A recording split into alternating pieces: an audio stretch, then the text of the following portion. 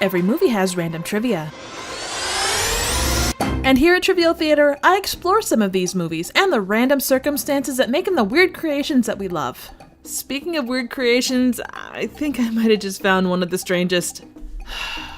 This is Santa and the Ice Cream Bunny. A disclaimer before we start. This is a riffing favorite from a set of gents known as Riff Tracks. Back in the 90s, they were a huge part of Mystery Science Theater 3000. And although I know their work, I haven't seen this particular piece. We find ourselves in Santa's low-rent workshop, where his elves are extra hands-on with the toys, while singing about Santa being gone. Cut to narration and Santa's chilling on a broke-ass sled on a deserted stretch of beach. Turns out his sled is buried in the sand and he can't get it out. After disregarding the basic rules of protecting yourself from UV rays, he stops time and calls a bunch of kids for help. That's right, Santa can stop time, but he can't get his sled out of the sand. The kids run through a picturesque junkyard and proceed to try a bunch of different animals to free the sled from 2 inches of sand. They try a guy in a gorilla suit, a sheep, and wow. Watch that kid back that ass up.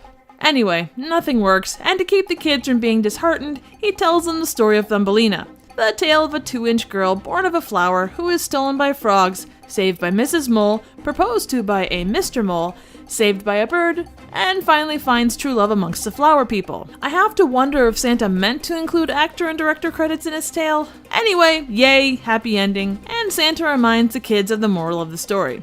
Just when all hope seems lost, we get a partial strip show from Santa and sirens. Is it the cops? Nope, it's the Ice Cream Bunny. And I'm not sure what makes him specifically an Ice Cream Bunny. All we really know is that he rides out of the forest in his trusty fire truck.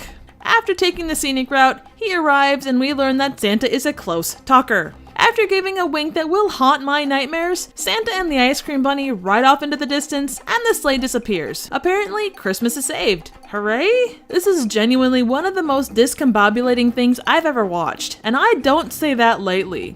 Especially after seeing whatever this is. God, talk about nightmare fuel. Although this is classified as a movie, it's probably more accurate to call it a promotional piece. It was created in 1972 for a Florida amusement park called Pirates World, which would ultimately shut down 3 years later, in part due to a new phenomenon known as Disney World. Before that unfortunate fate, it would put out several movies, including a standalone version of Thumbelina, Jack and the Beanstalk, Musical Mutiny, and a second version of Santa and the Ice Cream Bunny that incorporated Jack and the Beanstalk. By the way, these rides, they kinda look enjoyable. Can someone hook me up? You don't have to look far to tear this movie a new one. From costumes to sound. Hey Hawk, could that be Santa Claus? The production values in this movie are just fucking terrible. The consistently worst thing is probably the ADR, which is just beyond bad. Yes, Santa and Blitzen and all the rest, but Santa isn't there. And that's looking beyond the times and probable budget. Even the dog's bark doesn't match. Rebel, you old hound.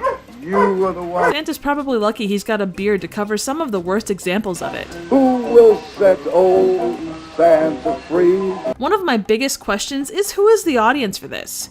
Ideally, you'd say kids. You have Santa, kid-friendly songs, We will set old Santa free. and a well-known Hans Christian Andersen story. But even in the 70s, this really doesn't feel like something that would hold a kid's interest. We get 20 minutes of Santa digging his sleigh out of the sand, a 50-minute Playhouse production of Thumbelina, and another 10 minutes of the Ice Cream Bunny arriving to help. As to the why of this movie, again, I don't know.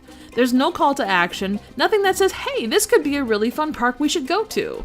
These are obviously deeper questions than anyone is asking, but it always runs through my mind when reviewing movies. My face was pretty much stuck in this position for the movie's entire hour and 20-minute run. But for reasons I can't explain, I am glad that such a fucking weird movie exists.